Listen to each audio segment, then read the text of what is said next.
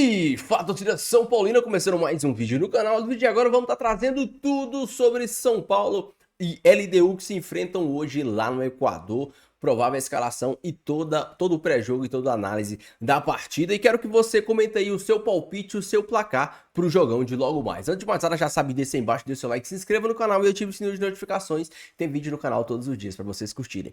Bora assistir o vídeo junto? No final, você sabe, eu volto, a gente vai fazer a análise e vamos falar muito do São Paulo. Crédito e direitos autorais, deixa na descrição, sem mais enrolação. Simbora pro vídeo. Monstro, vai pegar pênalti hoje, hein? Opa. Pode anotar, Rafael. Opa, vai ter vou anotar. Aqui, ó, Ferrarese, Ferrarese sem matar a gente do coração, hein? Ferrarese, baita zagueiro, também tá muito bem. Arbolenda, monstro, e Alan Franco, monstro também. Essa defesa aqui não passa nada. Passa nada essa defesa, né, Cecinho? Não passa nem vento. A minha única alteração, Renata, saída do Ferreirinha, Rodriguinho mais à frente e o Pablo Maia como volantão fixo ali para fortalecer ainda mais o sistema defensivo. Nossa. Então, São Paulo tem que priorizar hoje o sistema defensivo. Doutor, é o carro sem levantamos, o senhor chuta. Concordo com você. Poria o Rodriguinho na frente, deixaria o Ferreirinha pro segundo tempo, por conta de altitude, de forma física e tudo mais, e poria o Pablo Maia no meio. Concordo com você. Até porque os caras, em jogos com brasileiros, nos últimos 7 jogos, a LDU não tem uma derrota, né? Eles lá costumam... vai jogar jogo difícil. Por isso que o empate hoje é um bom resultado. Mas o São Paulo nunca venceu na altitude. Eu só tenho uma pergunta. Com tanto volante, como é que a bola vai chegar no ataque? Não vai ter nem um meia. Tem um cara que tem estrela. Tem um cara que tem estrela, vai fazer e gol se hoje. você não entende, o São Paulo já muitas vezes provou isso com o quê? A chegada do Pablo Maia fazendo gol e também o Marcos Antônio fazendo essa armação, porque o Luciano é um homem-gol. Eu acredito que o quê? Ferreirinha ali, jogando de costas, zagueiro. É o São Paulo, não é o Real Madrid. Não, mas assim, a alegria nossa, sabe o que é? Já temos opções. Já temos opções. Para a LDU que eliminou o Botafogo. Você imagina jogar contra o Flamengo, o Palmeiras. E, aliás, o Rigoni vai a bolonhesa ou vai a molho branco com um pouquinho... E vale citar, LDU, que significa Luciano deixará um. E o Rames. Como é que é? LDU? LDU, Luciano deixará um. Tomara que Ontem você já foi muito bem com o Gustavo Gomes. É uma informação aqui, Luciano vai fazer gol. Tomara que não deixe um cartão amarelo. Né? Por favor, Aí um joga contra o outro. LDU crise no Luciano deixará um. Lindo! É normal. Eu não senti firmeza em você. A LDU é um time chatinho, tem altitude, não é? O São Paulo tem que ser inteligente na partida de logo mais, Chico, até pra não se comprometer pro jogo de volta, que aí, aqui em São Paulo, é outra história. Não, mas falando sério, o retrospecto da LDU é bom e tal, mas o São Paulo do Crespo tá diferente, assim, né? Tá uma equipe consistente, no Campeonato Brasileiro tá fazendo uma campanha brilhante, na Libertadores é um time que, desde o começo, tá? Ainda com o Zubeldia, depois com o Crespo melhorou, mas sempre foi encorpando aos poucos, mesmo com os desfalques. Então, esse São Paulo eu não duvido não voltar com um bom resultado e até pode ser um empate para resolver em casa. Eu acho que o São Paulo tem plenas condições de avançar. Alguém não acredita no São Paulo aqui? Eu. Por quê? Porque é LDU, gente. Vocês estão... Mas LDU, quem é LDU, pô? O que é LDU? Porque agora nós vimos o Real Madrid do Morumbi aí. Deixa eu falar. Tá jogando em casa, velho. Os caras estão jogando em casa, vai amassar, vai ter altitude. Você tá entendendo? Altitude. Isso é um problema, isso é um problema mesmo. E vai ser um gol por letra. Um pro L, um pro D e pro U. Então, 3, eu já vou dar meu palpite. Não, sério? O quê? Eu vou dar meu palpite já. 3-0, fora o vareio. E o Crespo empatou 2, hein, dessa competição. Empatou 2. E vai perder agora. 3-0. Então vamos fazer o seguinte, você foi bem, só que eu vou inverter Ele pode contribuir com isso. Mas são alternativas que o Crespo ganhou e que podem ajudar o São Paulo a chegar nessa semifinal. 1-1. Para você, o Rigoni é o melhor parceiro para o Luciano no jogo de hoje. Pelo que foi demonstrado contra o Botafogo, o Rigoni quase fez um golaço, né, arrancando desde o meio de campo, ali a bola na trave.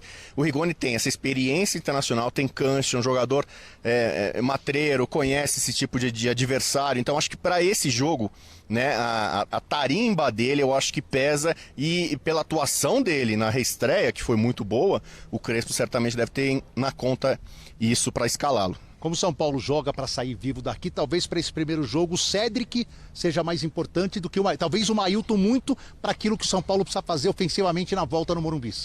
Exatamente. Normalmente a LDU joga com 3 zagueiros, né? Então solta bastante aí também os seus alas. Então pode a gente ter um esquema espelhado, um pouco espelhado entre os times. Então vai ter muita disputa entre os laterais ali, quem tiver pela ala. Então a missão do Cédric e do Enzo Dias, que para mim foi o melhor jogador do São Paulo contra o Botafogo, os dois vão ter que jogar muita bola, preenchendo os espaços, evitando uma pressão ali pelos flancos e também, quem sabe, apoiando o ataque. E para finalizar essa nossa participação, você escolheria pelo lado direito o Ferrarese, que voltou de uma eliminação para a Copa do Mundo doída para o venezuelano, mas que foi poupado no final de semana para estar inteiro aqui, ou você já iria de cara com o que o Tolói apresentou com ele, formando o trio com Alan Franco e Arboleda? Para mim não tem muito mistério não, o Ferrarese merece, porque ele vinha sendo um dos melhores jogadores em algumas partidas, foi o melhor jogador de São Paulo, ele atuava com o Zubeldia muito como lateral direito, né? Como zagueiro mesmo, ele cresceu demais, subiu de produção, então acho que ele merece, ele não saiu por uma questão técnica, deficiência. E o Tolói tá voltando agora, pode esperar um pouquinho, né? E o São Paulo agora tem um ótimo zagueiro ali para cobrir, né? Quem sabe uma ausência, uma suspensão, uma lesão de um dos 3 zagueiros titulares. É isso. Valeu, Bruno! A gente volta durante a programação da ESPN. Grande abraço. Valeu, Edu. Bom trabalho aí para você. 500 desfalques e mesmo assim a discussão agora é porque tem vários caras que podem... Tem mais de um cara em posições que podem atuar, né? Não é escassez. Nós estamos falando de escassez, é isso que eu quero dizer. Eu acho que em alguns setores é escassez, em outros setores é sobra. Na zaga é sobra. Sim. No meio, no ataque é escassez, né? É curioso reparar que... Pela forma que está jogando. São 2 atacantes só. Ah, não. Mas aí você não tem o cara da posição. Então, por exemplo, seria Luciano e André. Você não tem o André. Ou Luciano e Lucas. Você não tem o Lucas. Mas eu quero dizer o seguinte, não tem uma posição que fala, bom, não tem ninguém para jogar, você tem que improvisar. Mas você não tem talvez o cara... o cara específico para a função, o preferido, né? Porque são características muito diferentes, né? É curioso a gente notar que essas duas dúvidas, as dúvidas do meio para frente, elas são as posições que, na cabeça de qualquer técnico de São Paulo, o Crespo, nessa configuração, seriam do Oscar e do Lucas, né? A posição do Rodriguinho seria do Oscar, a posição do Ferreirinha / Rigoni seria do Lucas, né? Mas a impressão é que quando o São Paulo tinha passado do Atlético Nacional, nesse confronto estariam Oscar nessa função, Lucas na função dele. Não estiveram. Além de tudo, o André se machucou, né?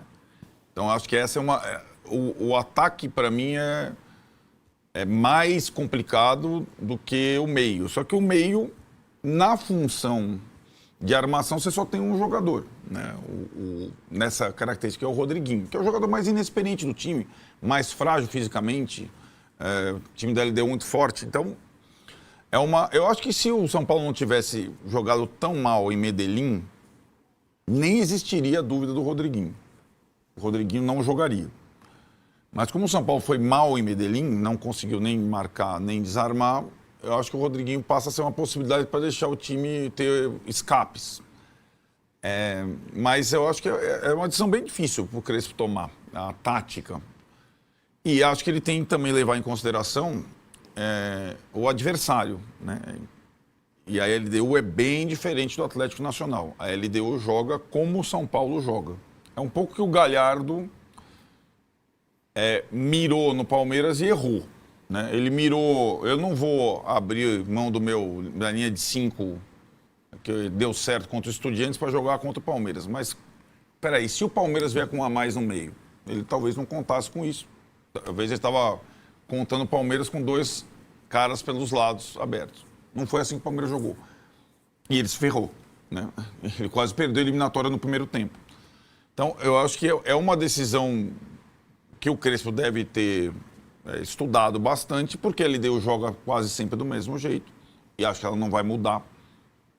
Mas para aí definir qual é o jogador ideal para cada função. Porque sistema vai ser sistema contra sistema. 5-3-2 contra 5-3-2. E aí, o ideal seria, além de escolher a característica do jogador, ele ter uma ideia de qual seria o efeito do jogador na altitude, né? Isso seria o ideal para um time entrar mais ainda preparado. O Rodriguinho, putz, o cara não sente altitude alguma. Aliás, depois, não sei se der tempo, O Atlético Mineiro foi escalado ontem contra o Bolívar muito nessas condições. O São Paulo ele deixou o Hulk no banco, colocou o Rony na frente. O Rony não sente altitude. Porque os caras Rony corre que passaram nem um mal louco. já no aeroporto, né? Alguns passaram mal no aeroporto. Claro que La Paz é muito diferente de Quito, mas né, o São Paulo ele foi bem ontem. Mudou o time, meteu 3 zagueiros, tirou o Hulk do time titular e tal. E mesmo assim tomou 2-2 depois. Mas o ideal seria você ter um termômetro da reação dos jogadores. Mas nem treino o São Paulo fez, né? O São Paulo treinou no carpete do hotel, na chegada lá, naquele ativação. Então, que eu imagino que vai treinar ali antes do jogo, o Andreas Pereira batendo no escanteio também, sabe? Aquela coisa da bola parada, então, tentar alguns movimentos. Mas é uma eliminatória que depende muito do primeiro jogo, né, para o São Paulo. Depende muito de um resultado interessante como visitante, né? O histórico entre os dois times, o São Paulo perdeu todas em Quito e ganhou todas no Morumbi, né, nas 3 vezes que se encontraram. Né? Vamos ver como é que vai ser agora. Então vamos colocar na tela os números do São Paulo na altitude. Olha lá. Queria pedir um negócio. Pode pedir. Antes dessa tela, dá para pôr o campinho de novo? Dá para pôr o campinho de novo. Então vamos ao campinho de novo. Por favor. Daqui a pouco a gente volta nessa tela. E aí? Desculpa o trabalho. Eu estou pensando no Mailton. Eu jogaria com o Mailton e linha de 4. O Cédric fazendo o terceiro zagueiro e o Mailton para ter um escape. O São Paulo não tem escape. A bola não escapa, não sai lá de trás. E acho que o Mailton poderia fazer esse corredor, inclusive se posicionar a impedir que o ala adversário jogue e se posicionar entre o ala e o zagueiro quando o São Paulo tiver a bola. Eu gostaria de ver essa formação. Neste caso, Massa, a opção seria essa linha de zagueiros aí com o Ferrarese, às vezes, como ele já fez com o... E aí, sei lá, em vez do Cédric... O Cédric nunca jogou de terceiro zagueiro, né? Não. Eu quero dizer assim, o Massini... Alan Franco, Arboleda, Ferrarese, Cédric e Mailton. Eu Ferrarese. não colocaria jamais. Também. Aí o cara pega CRB e LDU. O cara acabou de chegar na Série B. Ele não pegou na bola ainda. Não pegou na bola. Eu acho que ele o cara não tem a mínima noção do tamanho de Libertadores do São Paulo. Seria bem interessante. Não, a ideia não é ruim, mas nesse, para domingo contra o Santos, dá para fazer, por exemplo. Beleza, o cara é acostumado. Mas numa altitude, eu não faria jamais colocar um cara desse do nada ali. Eu não faria isso. Vocês já viram o Mailton de perto? Sim, é um touro. Não mexe com ele. É um touro. Ou mexe e sai correndo. Bom, tem a questão... Tem uma questão cancha também, né, do Cédric. Experiência. Sim. É que o Mailton só chegou agora, né? Se pudesse ter jogado alguma partida antes. Disputou a primeira fase. Mas é isso, ele é um jogador que tem muito mais vitalidade do que o Cédric. Ele vai, escapa, bate bem de média distância e tal, mas ele ainda não jogou, né? Então, eu acho que isso aí ele não vai mexer, pelo menos no início. A gente vai colocar a tela dos... Mas o zagueiro do lado direito, eu acho que existe dúvida, porque o Ferrarese vinha muito bem, mas foi muito mal nas eliminatórias. Foi mal no jogo contra o Atlético Nacional de Medellín. Aí você pode... No caso ali, você pode jogar com Arboleda, Alan Franco na sobra e Sabino. Você pode jogar com Rafael Tolói, Alan Franco e Sabino, como jogou contra o Botafogo, né? Rafael Tolói, Alan Franco e Sabino. Lembrando que o Ferrarese está pendurado, hein? É o único de São Paulo pendurado. Antes de a gente colocar a tela da altitude, colocar só um ponto aqui que tem a ver com zaga e sistema defensivo, uma mensagem do Leonardo Felipe. Um ponto importante hoje é a bola aérea. O São Paulo deve entrar em campo com 6 jogadores com mais de 1,80 m. A LDU terá apenas 2 com mais de 1,80 m. Isso faz diferença, ele tem razão. No futebol de hoje... Mas aí o Alan Franco, que é o zagueiro mais baixo, não ia jogar? Mas se você compensar com outros, por exemplo, não tem problema. Sei lá, no Rio de Janeiro, sabe por que ele tira o Bidu e não tira o Angileri? Porque eu estava com um time baixo, se você tira o Angileri, você fica com um time menor ainda. Então ele manteve o Angileri até o final. Os treinadores pensam nesse lance aí de bola aérea. São Paulo não tem 2 caras do ataque de bola aérea defensiva, né? Não tem o Caleri, não tem o André Silva. Que eram 2 caras que ajudavam esse papel. Essa defensiva, ajuda muito. Sem dúvida. Mas você acha que isso vai ser levado em conta? Eu acho que possivelmente. Aliás, assim, né? É tudo tão... Ontem a gente viu, o Andrés Pereira entrou no time Palmeiras, a bola parada era dele. Primeiro jogo dele. Se o São Paulo tiver o Rigoni, a bola parada é do Rigoni, né? O cara bate bem dos 2 lados, 2 Isso falando quando você tiver a bola parada a favor, né? E acho que é uma arma. Então, o Palmeiras fez o primeiro gol ontem, escanteio, né? E quase fez depois. Quase fez depois com o Lucas Evangelista e tal. Então, vamos mudar a tela, já que o Massa fez uma intervenção. A gente coloca aí os números defensivos do São Paulo com o Crespo.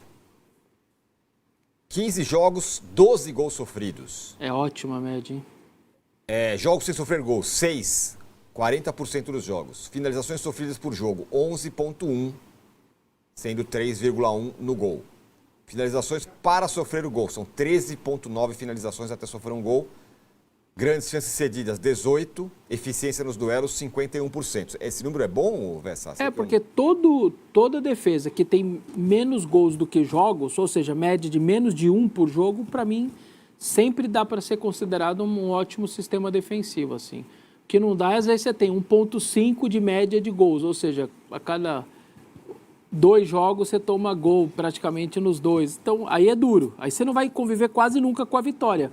Mas 12 em 15 me parece um negócio bem bom. Assim. E as duas primeiras partidas ele tomou 4 gols. 2 do Flamengo e 2 do Bragantino. Até acertar. Seria até melhor, né? Seria, se você pegar da terceira para a primeira vitória do Corinthians até agora, são apenas 8 gols sofridos em 13, né? 13 jogos. É um número muito bom. Fala, Massa. Falar dos seis, né? Jogos sem sofrer gol é um número expressivo também, né? Se ele passar mais 2 sem sofrer, o São Paulo vai para a semifinal. Agora sim, os números do São Paulo na altitude, que ele vai enfrentar hoje, inclusive. Lembrando que aí o SofaScore está considerando no mínimo 1.800 a 2.000, que é o mínimo que você dá uma considerada nessa hora aí, que é Cidade do México, ali 2 e alguma coisa. Porque tem que ter o mínimo ali, né? Então deve ser mais ou menos essa linha aí. Eu não sei qual que é o recorte, não deve ser na história, né? Isso, 20 jogos é bastante. Os últimos 20 jogos, então. Aí tem Peru, México, Bolívia, enfim, os lugares... 5 vitórias, 6 empates e 9 derrotas. Aproveitamento fácil. baixíssimo de 35%, 31 gols marcados, 31 gols sofridos. Olha, eu vou te falar que 35 eu não sei, diante de altitude, se é tão baixo assim, viu? Sinceramente... Você perder 9 de 20, estou indo para o lado de perder, tá? 9 de 20 não me parece um número tão alto, não, porque realmente não é fácil jogar. Se você juntar empate com vitória, que empate é um resultado aceitável, são 11 não derrotas, acho. Tá ótimo. 50% não de verdade, não derrotas. O Vessa tem razão, cara. Eu não acho, de verdade. É altitude. Quem encara a altitude... hoje é só 2.800, é porque você está com 4.000 do Brasil jogando a 4.100. Beleza, você fala só 2.800, mas tem diferença. O segundo tempo da LDU sempre é muito mais forte do que qualquer outro time. Todos os segundos tempos, pode olhar, enquanto o Botafogo foi a mesma coisa. Eu estou bastante curioso para ver qual a estratégia do Crespo para essa partida. E vamos lembrar, sem querer entrar aí, porque senão a galera fica... O Zubeldia fazia uma Libertadores, fez 2 Libertadores muito boas. E o conhecimento do futebol sul-americano, sobretudo equatoriano do Zubeldia, eu não preciso nem falar, né? Ele foi treinador lá, né? Lá, de adversários, Isso. Da Barcelona e tal. Eu acho que o Zubeldia, talvez, e acho que quando teve o jogo da Colômbia, você fala, pô, o Zubeldia estava super bem, mas ele estava suspenso do jogo contra o Atlético Nacional. Variar, né? Sim. Mas ali foi o jogo que o São Paulo menos funcionou com o Crespo. Menos que com o Flamengo. Menos. Com o Atlético Nacional de Medellín, né? Então como é uma coisa obsessiva para o São Paulo, né, para todos, os jogadores, comissão técnica e tal, o Crespo sabe disso. Hoje vai ser uma questão que ele, no discurso, procurou minimizar a altitude, não transformar isso num... Mas porque, assim, é inquestionável o que o time melhorou e tem jogado no Campeonato Brasileiro. Mas na Libertadores, ele passou daquele jeito que passou, né? Nem no Morumbi o São Paulo fez uma partida espetacular. Fez uma partida regular, né? Nesse sentido, a credencial da LDU no Botafogo é melhor, né? Ele faz uma eliminatória melhor a LDU contra o Botafogo do que o São Paulo contra o Atlético, né? O grande dia chegou, São Paulo e LDU se enfrentam hoje às 7h15, se eu não me engano. o jogo que, sinceramente, eu acho que vai ser um jogo extremamente complicado e difícil, mas ao mesmo tempo acho que o São Paulo está preparado para essa partida. O São Paulo chega num bom momento de confiança, num bom momento técnico, num bom momento tático. A LDU é um bom time, temos aí também a questão da altitude, mas o time do São Paulo, a equipe do São Paulo, como o São Paulo vem se comportando nos últimos jogos, me fazem ter confiança nesse time. É verdade que, desde que o Crespo chegou, as atuações do Campeonato Brasileiro são melhores que as atuações na Copa Libertadores da América e na Copa do Brasil. Sim, é verdade. Mas tá na hora de mudar. Tá na hora, não de mudar, mas tá na hora de trazer as atuações do Campeonato Brasileiro para a Copa. E se isso acontecer, o São Paulo, para mim, tem sérias chances de chegar à final da Copa Libertadores da América. Sérias chances. O time hoje é um time extremamente organizado. É incrível o tamanho da organização do time do São Paulo. É incrível o tanto que o Crespo já, apesar de pouco tempo, tem o controle e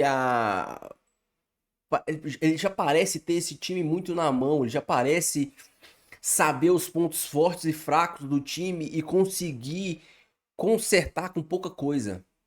Não é um técnico que, às vezes, eu acho que ele demora fazer substituições, mas ele não demora ler o que tá errado. Às vezes tem alguma coisa dando errado, ele corrige um posicionamento ali. Ele evoluiu muito desde a sua primeira passagem pelo São Paulo, os anos que ele treinou no Catar, nos Emirados Árabes lá. Ele evoluiu muito como técnico. Isso é claro, isso é notório. Ele evoluiu muito como técnico. O time é praticamente o mesmo do Zubeldia e joga um futebol totalmente diferente. O time do Zubeldia era um time aguerrido, um time que, os caras corriam, se matavam e tal, mas era um time que jogava pouco futebol. Esse time do Crespo é um time, eu acho que às vezes até mais exposto que o do Zubeldia, pelo estilo do Crespo. O Crespo faz marcação individual, combates, então se você leva um drible, se você perde uma disputa de segunda bola no meio de campo, o time fica um pouco mais exposto. Porém, é o estilo de jogo do Crespo. É o estilo de jogo dele. Se você ganha essa bola, você tem um jogador a mais para correr. Se você a questão ofensiva do São Paulo, ela é muito mais fluida com o Hernan Crespo do que era com o Zubeldia. O time do Zubeldia para criar era um parto, né? O time do Crespo hoje, você vê saída de bola, você vê jogadas se repetindo em vários jogos. É um time realmente que vem se encaixando e a gente às vezes esquece que é um início de trabalho do Crespo. É um início de trabalho do Crespo. No Brasileirão, acho que o Crespo não tem 15 jogos. Acho que o Crespo não tem 30 jogos no São Paulo. Ele deve ter 13 no Brasileirão, 12, 13 jogos no Brasileirão, 2 jogos de Copa do Brasil e alguns jogos de Libertadores. O Crespo, eu posso estar enganado, mas o Crespo não tem 30 jogos no São Paulo. E o time mudou da água pro vinho. O time joga futebol. Brilhante? Ainda não é. Mas não precisa ser. Pelo elenco que o São Paulo tem, não precisa ser o futebol brilhante. Mas com o mesmo elenco, ele faz esse time jogar bem mais do que vinha jogando com o Luiz Zubeldia. O jogo lá vai ser um jogo difícil, sim. Mas eu vejo o São Paulo preparado e... mais que preparado, eu vejo o São Paulo consciente do que tem que fazer. O São Paulo até pode vir de lá com a derrota, mas eu não vejo o São Paulo vindo de lá com a derrota. Um 0-0, 1-1, quem sabe uma vitória, um 2-1. Vai ser um jogo difícil. Se o São Paulo conseguir segurar os primeiros 20 minutos deles, que realmente são bem intensos, o São Paulo consegue vir de lá com um bom resultado. Geralmente o segundo tempo deles são muito fracos. O segundo tempo dos times que jogam na altitude, os times equatorianos, não são segundos tempos confiáveis. Então, se o São Paulo conseguir sobreviver, amarrar o jogo lá, eles vão querer que a bola fique em campo o tempo todo e correria. O São Paulo conseguir dar aquela amarrada no jogo, fazer aquela tranquilidade, deixar o tempo passar, irritando os caras, irritando a torcida. Eu vejo que o São Paulo tem totais condições de vir de lá com excelente e resultado. Deixe aí a sua opinião, seu palpite, seu placar. Não esqueça de deixar o seu like e se inscrever no canal, se você não for inscrito. Fiquem todos com Deus, até o próximo vídeo. E valeu!